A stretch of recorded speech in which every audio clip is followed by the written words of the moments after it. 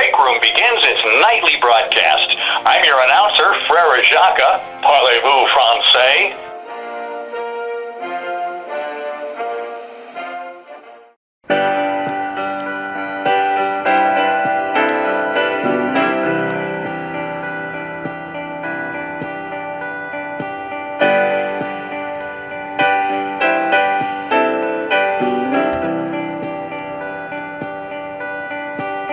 I'm gonna rid myself a house in the shade of the freeway.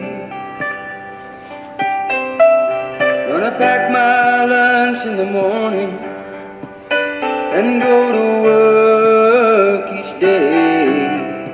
And when the evening rolls around. Hello, welcome to the program. I'm your host, Marty, and you're in the Breakroom. Today on the show, we'll be looking at a couple of subjects that I want to touch on that go all over the place. But one of the subjects we will be looking at is living your best life, whatever the hell that means. I always thought I was living someone else's best life. So relax, fire up a collatini, and watch the pictures as they fly through the air. We'll be right back. Were they only the fitful dreams of some greater awakening? I've been aware. By the way, just because you're consuming a giant bucket of French fries does not make you the European type. When the morning light comes streaming in, you get up and do it again. Welcome back to the channel. Again, there's a couple of things I want to touch on. There's no real set theme for today's show, not to say there ever was before, but I am going to touch on a few topics that I've been reading about and looking into the last couple, 2 or 3 days. The first one is, as I mentioned before at the beginning, is living your best life. And apparently that's a term or a phrase that was popularized by Oprah Winfrey. Oprah Winfrey.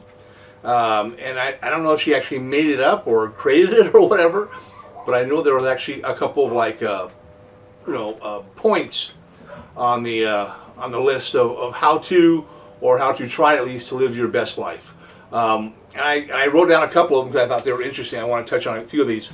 The first one I found was finding your purpose, and I agree with that. I mean, it says something about the fact that you want to find a purpose that actually benefits the world, and that might be true to some point. But more importantly, find a purpose for yourself. I've been fortunate enough to do things that I like to do in my life, got involved in things, but I've never had the opportunity of actually, looking into finding a purpose because I've always just kind of done my own thing. But I do agree with that. And also talks about knowing your limitations. You should know how you can do and what you can do.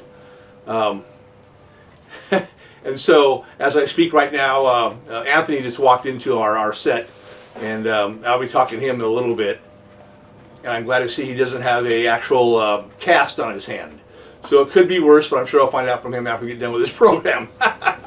He just looked at me, so we'll do that in a couple minutes. Anyhow, so again, finding your purpose. Also, be mindful, promote happiness, be spiritual. I'm not religious, but I'm spiritual. I believe in something bigger than ourselves here on earth, no matter where it is. Sometimes I believe it's, otherworldly, but I do believe in a higher power. And I have at times prayed, and when things weren't going well, hopefully that, just in case it wasn't true, that there's nothing up there, that if there was, that hopefully they were listening to. They also talked about having like a spiritual advisor or something, or have a person that is a counselor that you can talk to. I haven't had one of those in years. I had a couple of good friends years ago, but they've all kind of moved out of the state or moved far away, and I don't talk to them as much. So I'm pretty much by myself in my own brain, which can be scary. But that's where I am as far as advising myself. And hopefully I make good choices. I don't know that I'm that impulsive, so most of my choices are done with some kind of a forethought. Next one was stay positive. I've always been a positive person. It also says, like, be appreciative. I'm appreciative. I grew up when I was younger, rough life when I was really young. But again, I appreciate now to have what I have. I have a great wife, and she loves me in spite of myself. And I can hear someone doing I'm thinking they're using the blow dryer or something. I'm not sure. No, I think they're blowing the leaves. Anyhow, what the fuck? It says avoid jealousy. I've never been too jealous, really. I've always kind of realized there's certain things I could have and certain things I couldn't have. I think I have been jealous at times when people had something that I thought they didn't deserve. But again, I got over it pretty quickly. I'm not a jealous guy as far as my wife. I've always told her, look, if you find somebody better than me, marry him.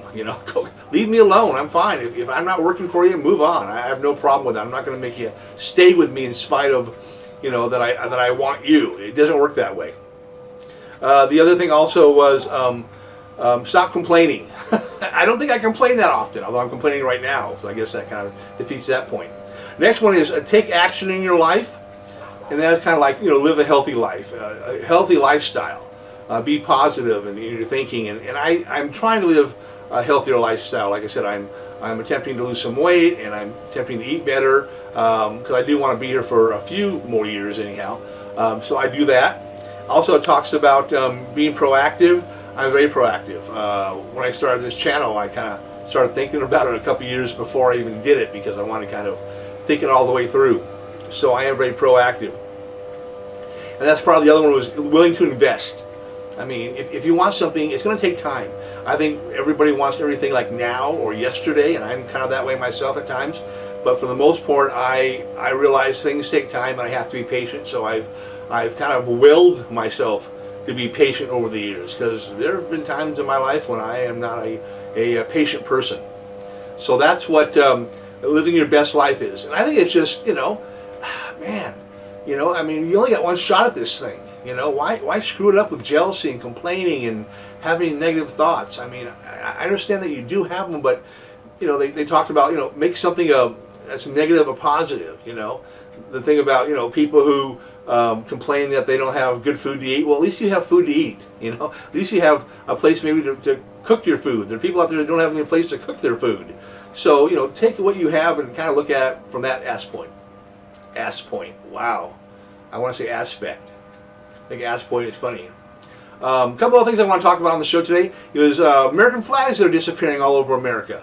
I don't see them on people's houses anymore. Normally if you have a sports team that you're promoting or you're a fan of, you put a flag on your car and all that kind of stuff. Well, I'm realizing that there aren't that many people waving American flags outside their houses.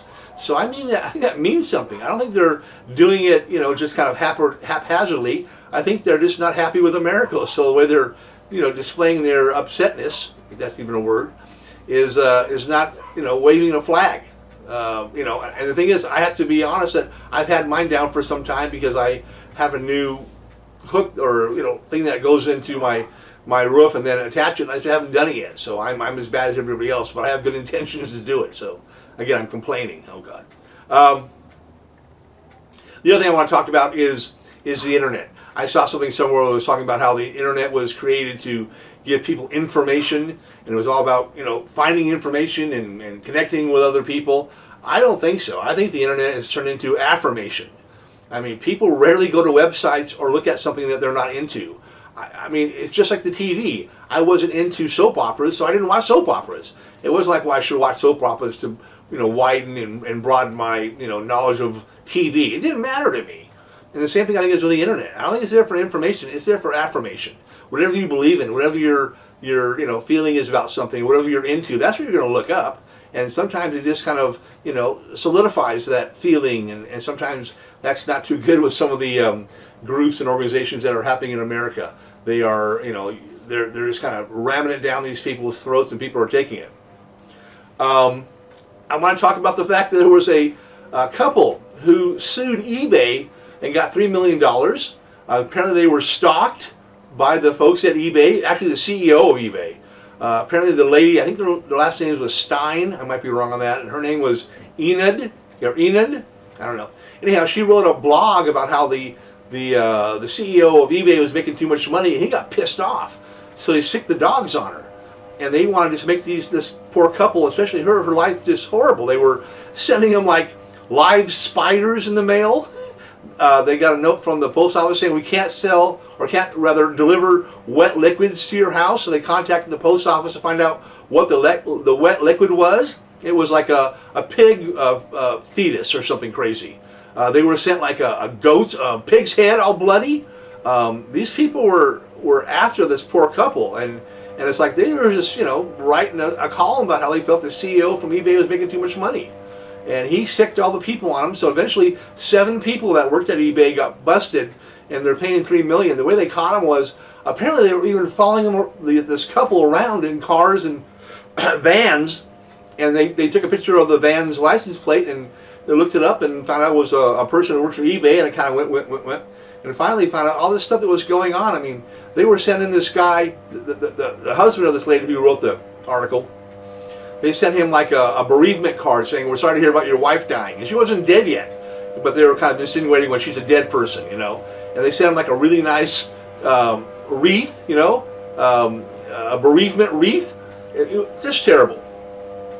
I think that's amazing that's what's happening now. If again, it's a form of the cancel culture thing or whatever, that if you don't like what somebody says about you on the internet, that you're going to get back at them. It's like, everybody calm down. It's just the internet. But some people, it's like, oh, no, I'm not going to put up with that shit. How many people you know that have like defriended people because they said something, you know, inappropriate, not even about them, just something that a friend of mine told me, yeah, you know, I can't get a date because these girls I'm dating, you know, the way it is now is that if you tell them you like the wrong movie, you're gone. They move on to somebody else. I mean, there's no patience anymore. It's like, if you don't agree with exactly what they say, what they feel, what they want to do, how they want to look, you're gone.